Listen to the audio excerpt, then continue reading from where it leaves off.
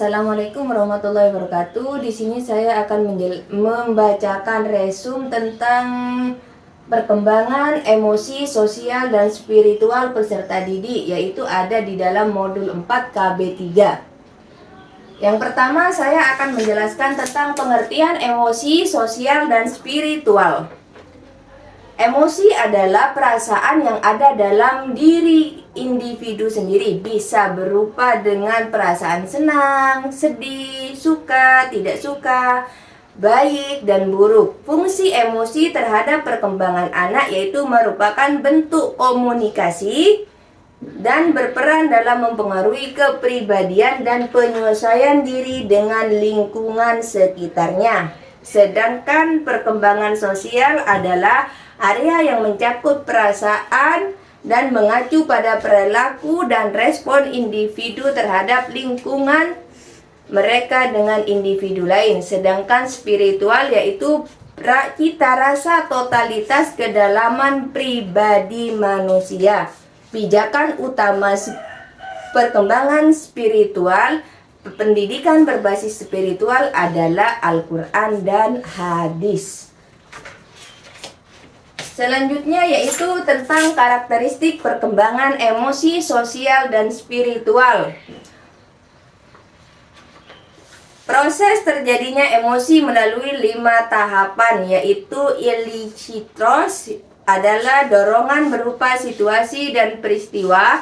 Yang kedua reseptors, yaitu aktivitas di pusat sistem saraf. Yang ketiga adalah state, yaitu perubahan spesifik yang terjadi dalam aspek fisiologi.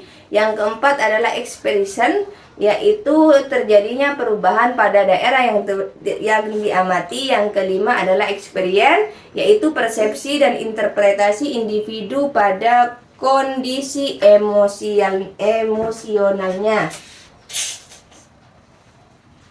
Sedangkan faktor yang mempengaruhi perkembangan sosial yaitu adalah faktor individu, faktor lingkungan dan faktor lingkungan keluarga, faktor di luar rumah, dan faktor pengaruh pengalaman sosial anak.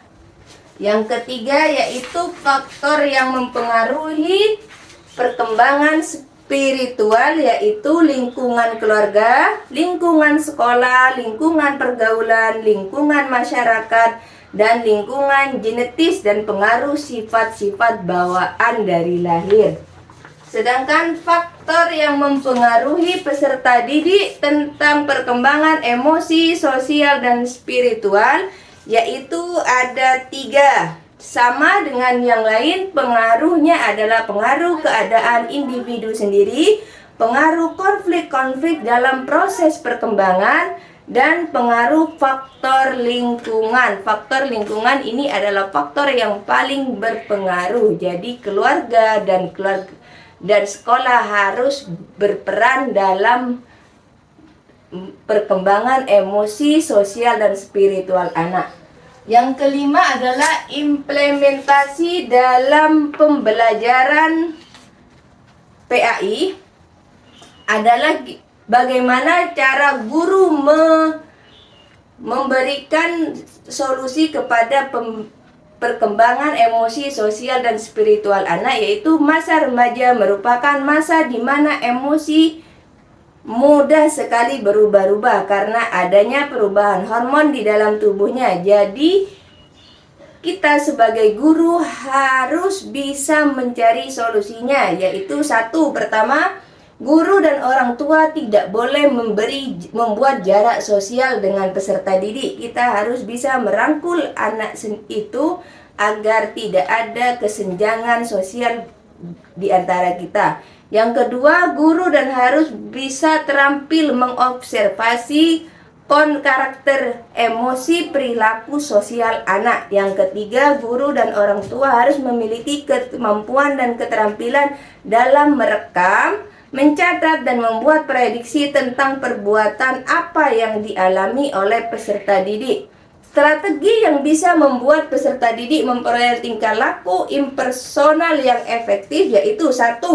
Mengajarkan keterampilan sosial dan strategi pemecahan sosial.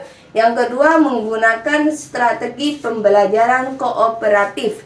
Yang ketiga, memberikan label perilaku pantas. Yang keempat, meminta siswa untuk memikirkan dampak apa yang akan terjadi jika kita melakukan sesuatu tersebut. Yang kelima, mengembangkan program mediasi teman sebaya. Jadi harus bisa memilah dan memilih teman yang akan menjadi temannya. Mungkin itu saja yang bisa saya sampaikan. Kurang lebihnya mohon maaf. Assalamualaikum warahmatullahi wabarakatuh.